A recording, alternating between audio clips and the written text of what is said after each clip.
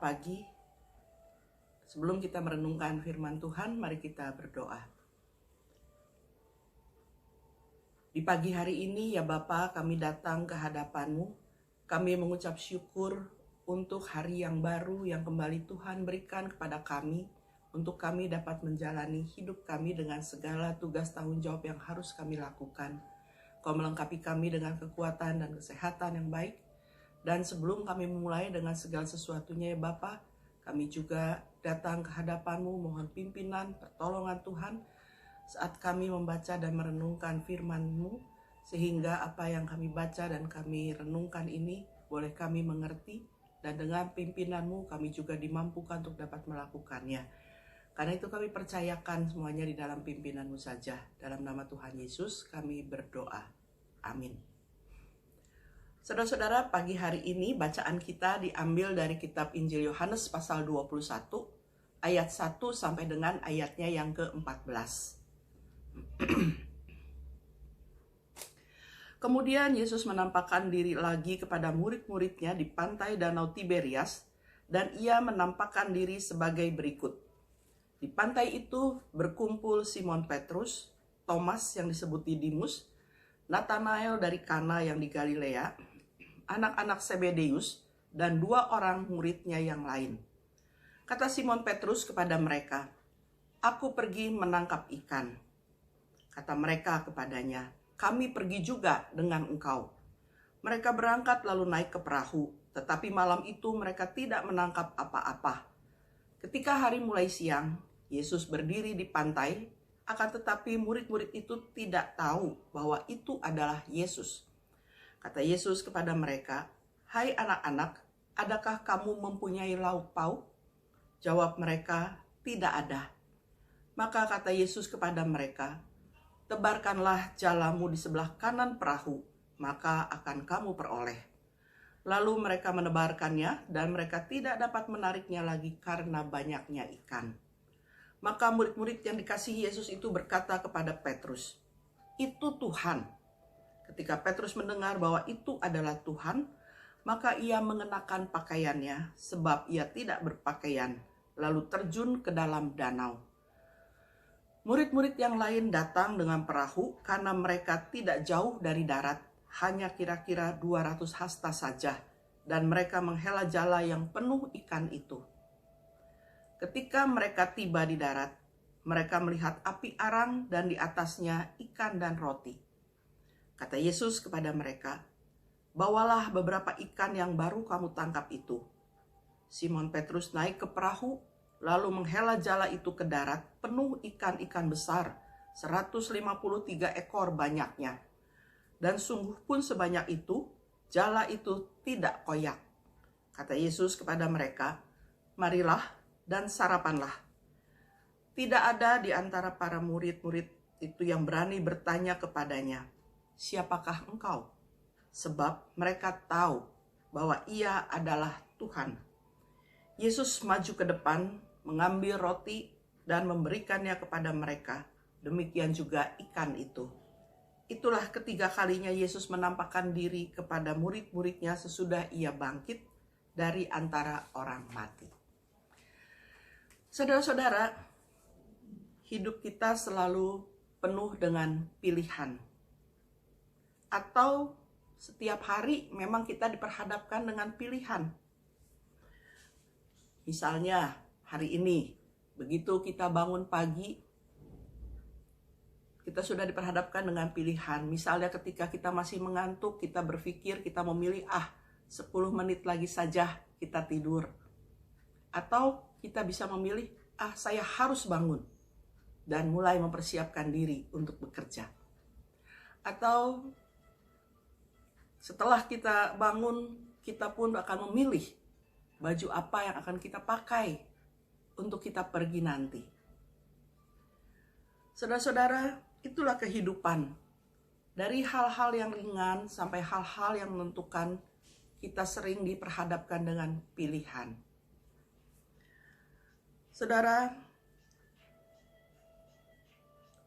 banyak yang kita bisa lakukan di dalam hal memilih. Rupanya begitu juga dalam hidup kita sebagai orang-orang yang percaya kepada Tuhan. Banyak pilihan yang harus kita lakukan.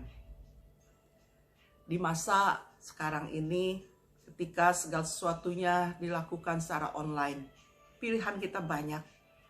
Misalnya, ketika hari Minggu, kita bisa memilih, kita mau beribadah yang jam berapa, dengan online yang mana, dengan gereja yang mana.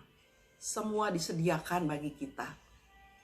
Atau kita bisa memilih, saya tidak mau beribadah pada Minggu hari ini. Saudara, kita masih ingat ketika Yesus bangkit, dia berpesan kepada para murid supaya mereka pergi ke Galilea. Dalam bacaan Alkitab kita hari ini, dikatakan kalau para murid ada di pantai Danau Tiberias, berarti sudah ada di wilayah Galilea. Dan artinya mereka menurut apa yang Yesus katakan. Kita memang tidak tahu sudah berapa lama mereka ada di pantai Danau Tiberias itu, atau sudah berapa hari mereka ada di sana.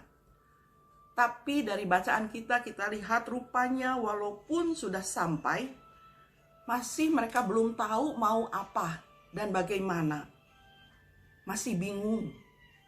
Maka Petrus seperti biasa dia yang mengambil inisiatif untuk kembali melakukan pekerjaan yang pernah mereka lakukan sebelum mereka mengikut Yesus, yaitu sebagai penjala ikan atau nelayan.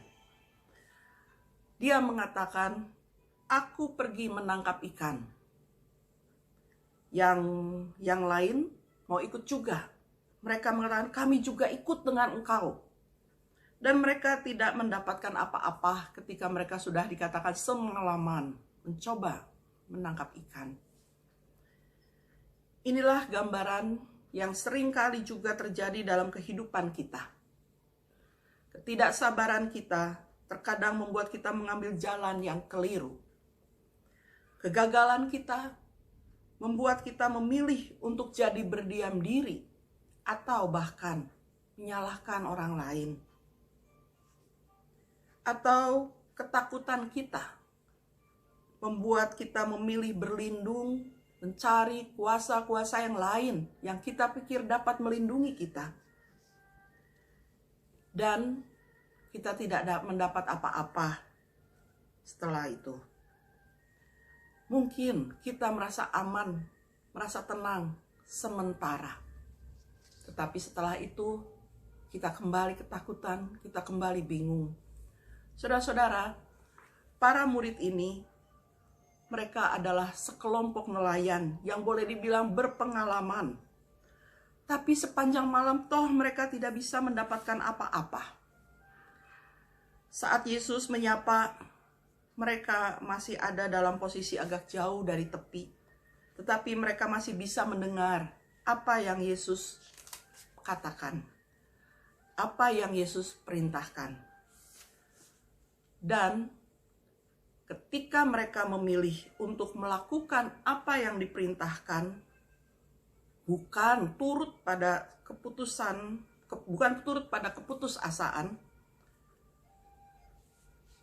bukan larut dalam keputusasaan, lalu kemudian mereka diam saja atau berpikir mustahil bisa dapat ikan banyak karena mereka merasa adalah nelayan-nelayan yang berpengalaman. Tetapi mereka memilih untuk melakukan apa yang diperintahkan. Maka yang terjadi adalah mereka mendapatkan hasil yang baik. Katakan hasil yang banyak. Ya, digambarkan dengan banyaknya tangkapan ikan mereka, ikan-ikan besar. Ketika hal itu terjadi, maka mereka baru menyadari bahwa itulah Tuhan.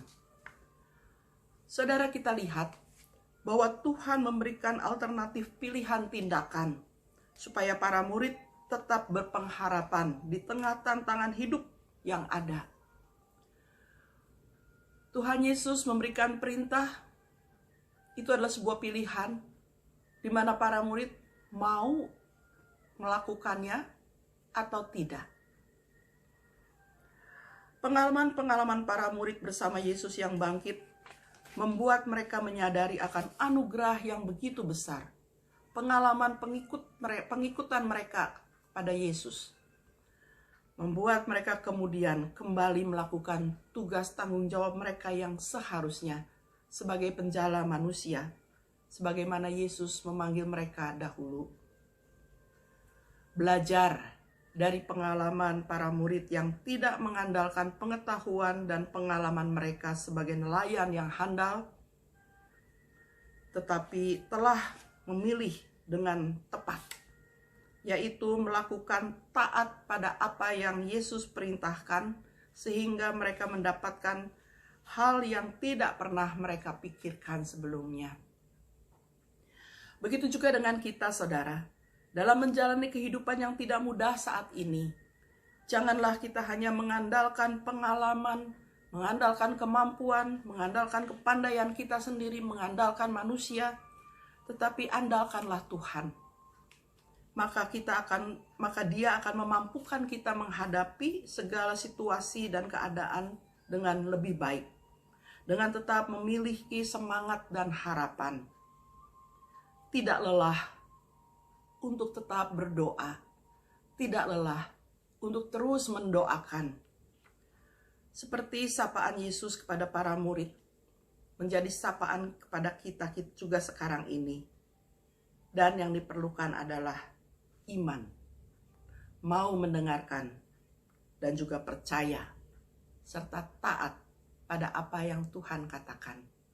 Itu yang menjadi bagian kita. Amin. Saudara, mari kita satu di dalam doa. Kami mengucap syukur ya Bapa, kalau Engkau begitu peduli dan memperhatikan kami. Setiap kami, Engkau tahu apa yang ada dalam hati kami, pikiran kami. Dan Engkau juga memberikan kami hal-hal yang baik. Engkau mendengarkan apa yang menjadi doa kami. Engkau mendengarkan apa yang menjadi harapan kami. Dan Engkau yang paling tahu apa yang paling baik bagi kami. Karena itu ya Bapa, dalam menjalani kehidupan ini, hari demi hari, khususnya juga hari ini, kami boleh tetap mengandalkan Tuhan. Kami boleh tetap mengingat Tuhan. Kami boleh tetap berjalan bersama dengan Tuhan. Karena itu ya Bapa, dalam percaya kami tidak lelah berdoa dan memohon. Tolonglah kami untuk kami boleh menjalani hidup ini dengan baik. Tolonglah kami sebagai bangsa dan negara dalam menghadapi situasi saat ini. Kami bersyukur karena kami tahu Tuhan yang akan memulihkan keadaan bangsa dan negara kami. Keadaan dunia yang sedang dilanda dengan pandemi ini. Tuhan, kami percaya hanya Engkau yang sanggup mengenyahkan pandemi COVID-19 ini. Mampukan kami sebagai masyarakat untuk juga boleh melakukan yang menjadi bagian dari apa yang harus kami lakukan. Kami berdoa bagi para medis yang terus berusaha untuk menolong sesama kami yang tengah menderita. Engkau juga yang tolong sesama kami yang tengah menderita sakit ini, supaya mereka boleh tetap memiliki pengharapan di dalam Tuhan. Supaya mereka boleh meletakkan setiap hal yang mereka gumulkan hanya kepadamu saja. Kami berdoa bagi gerejamu.